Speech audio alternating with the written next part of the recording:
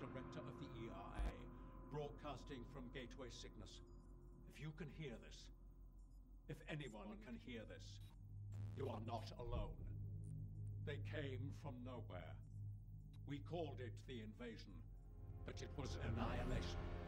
This is where the fight begins anew. We are the survivors. We are the fighters. And with your help, we will reclaim Earth.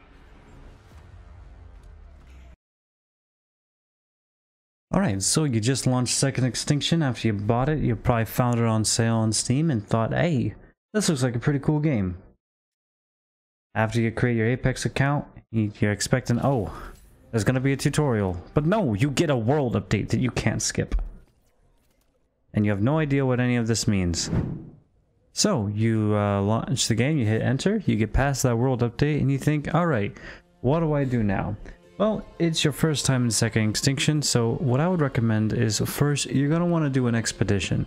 Because you could do a mission, and I could recommend, hey, go into like one of the missions in the green areas, it's in low difficulty. But if you don't have any friends to play with, I highly recommend while you're getting you get your feet in the water, get your feet wet, do all that stuff to get used to the game, go into expedition. It's not going to throw you into a mission, you're just going to be able to explore, kill dinos and do side missions, and it's going to be you know, pretty nice for you to just get used to what Second Extinction is. It is basically a dino version of Left 4 Dead, in my own words. So yeah, so we're going to hit extinction, or expedition, not extinction, this is Second Extinction. Clicking on expedition, and you're going to decide your difficulty level.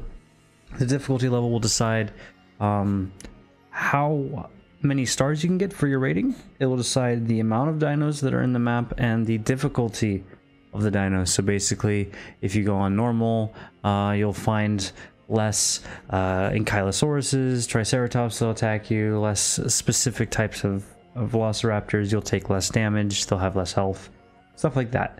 Hard, you'll be able to get 4 stars instead of 3, and on insane you'll be able to get 5. So I recommend when you're starting off, just do normal. You're not doing anything too major here, just go on in normal, and you're gonna hit start.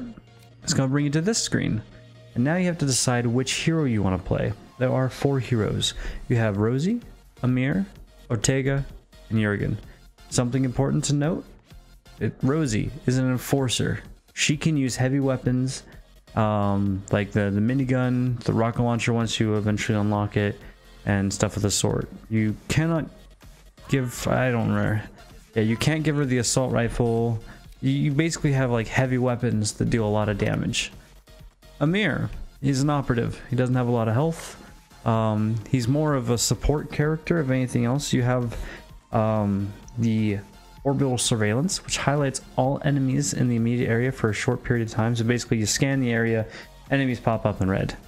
You have your situational awareness, so when a monster or a dino is trying to attack you, you'll know what direction it's coming from, so you can avoid it better. And you have your damage ability, which is your precision strike. It's an orbital laser. Think of like Hammer of Dawn from Gears of War. So you got Ortega, she's a trooper. One character I would definitely recommend for starting players. She has the ability to equip a primary in her first and second weapon slot, so you don't have to deal with like a handgun or the SMG. Your ability is a dash for mobility, and you have your active ability, your second active ability is going to be that combat high, where you deal more damage and you reload faster. So you have the damage, you have mobility, and you have reliable DPS from 2 different weapons, which is amazing. She is my main character. I love her to death. Jurgen is a character that you can play solo. He's good more on trying to stay out of the fray, firing from afar, because he has low profile, and he becomes harder to detect when he's crouched. He has a satchel charge, which is good for heavier dinos, like the Triceratops or the Ankylosaurus or the T-Rex. And you have a mask scent ability, which will basically, you're basically rendering yourself and allies undetectable for a short period of time, as I'm reading the text because I don't know how to describe it better. And basically you'll be able to walk past packs of dinos a lot easier if you're just trying to stay away from them and just run past them. They won't notice you as immediately.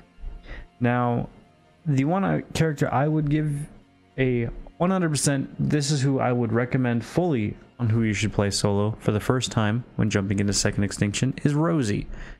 She has a lot of health, and any undamaged health bar refills as long as it's not broken. You have the static barricade, which basically you can put up 2 pieces of a fence and it makes an electric fence that'll stun dinos as they go through it, which is good for making choke points and just grouping all the dinos together. If you just run through it a bunch of times, the dinos will follow you and group up. And also she has the positive reinforcement, which makes her basically a barbarian. She does a lot of damage, she has a lot of health, and she heals her allies. So definitely we're gonna go with Rosie for this little expedition. And now we're gonna get into the loadout on what you should expect to bring. So it's gonna tell you right up here, warning, no player has the equipped ammo supply drop. So we're gonna get to that in just a second. First, we're gonna talk weapons. So weapons that I recommend, off to the start, you'll only have the handgun, so you'll have to do that. And I believe you'll have the minigun and the shotgun. This comes down to preference. The minigun runs out of ammo quickly, but does a lot of damage and can be really good at crowd control. The shotgun, you have to be a little bit more accurate with it, because your shots are a little bit slower in between, but it does a lot of damage. I highly recommend just starting off with the minigun. It doesn't slow your movement like in other games. So if you just choose the minigun, you choose the handgun. Now we're going to move on to equipment. So you're going to have the choice upon level 1 with the ammo kit, the shot grenade, and the frag grenade. You can choose the frag grenade if you truly want to, but then if you do that, then bring the ammo drop. Shot grenade I wouldn't recommend off the start. And if you're going for a good solo build for something that supplies itself without needing to go to like bases and resupply all the time, is the ammo kit. You'll drop down a little lunchbox full of ammunition, and it'll fill up all of your ammo for all your weapons, and you get 5 of them before you have to get an equipment drop. So we're going to choose the ammo kit just so we can make sure we have as much ammo as we need, because we will have the minigun that chews it up like none other. We're then going to choose the equipment drop, because when you start off you will have the ammo drop and the equipment drop. Maybe another, I don't remember exactly which ones for the equipment drops you have. So the equipment drop refills whatever is in your other equipment slots. So your ammo kits will get refilled, and your health sims will get refilled. So you'll be able to heal yourself more, you'll have more ammo. The equipment drop is on a cooldown. It is not a certain amount of drops or anything. It's infinite. You can keep dropping them in. They will come with some like little equipment pouches for you that'll fill your ammo and your health stims. So this way, even though it says you don't have ammo supply drop, you have your own way of giving yourself ammo. So this is the build that I recommend for starting players when you are first getting into the game. It's a safe way for you to explore the game and understand how it feels, I guess. So then we're just gonna ready up now. You can find random players. There is matchmaking, so if you don't feel comfortable going it alone, you can find random players. I prefer solo, because random players just, I don't like playing with them. I don't trust them. So we're gonna go and ready up. And then it's gonna ask you where you're gonna want to drop. Now you can choose anywhere that you want, the areas that are marked. Now we're gonna go over the what these little things mean right here. So a lot of planes right here is in threat level low. You cannot, or you can drop into it, you can extract from it. Camps are available, so you'll be able to turn them on without having to do anything extra. And the dinosaur presence is pretty light, so basically the enemy presence has been pushed back out of this area because the community has succeeded in a number of missions from the area. So basically they will it'll be easy enough to to just explore, you know, get some light encounters to get the feel for your weapons and how combat works in this game. And without, you know, putting too much pressure on you. Now we go up to Magnapetrum, which is orange, which is medium. You can insert, you can extract, camps are available, and the dinosaur presence is medium, so there'll be more dinos, more commonly. There will be harder dinos, so instead of just seeing like raptors and the occasional ankylosaurus, you'll also have to deal with triceratops, armored and unarmored.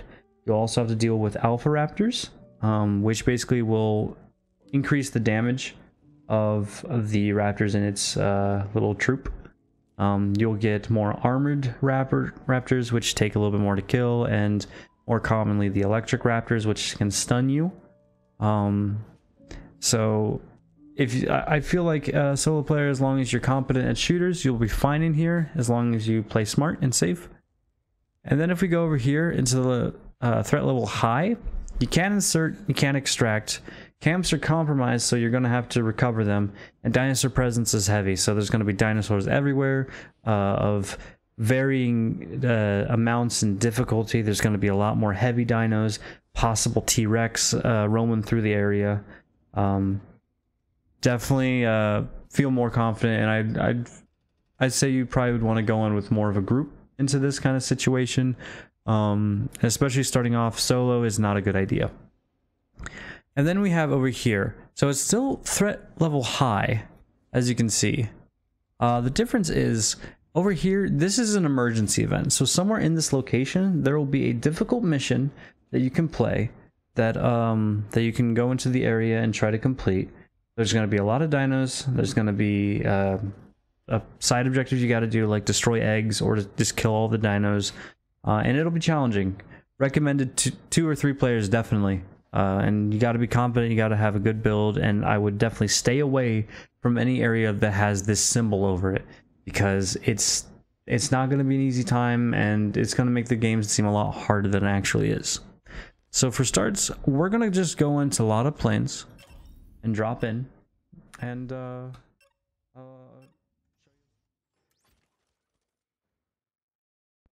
Hey guys, thanks for watching. My name's AB Pickle. This is the first episode in my Second Extinction tutorial series. Let me know if there's anything you want me to cover or anything you guys want to know, and thanks for watching. I'll see you guys in the next one. Catch you later.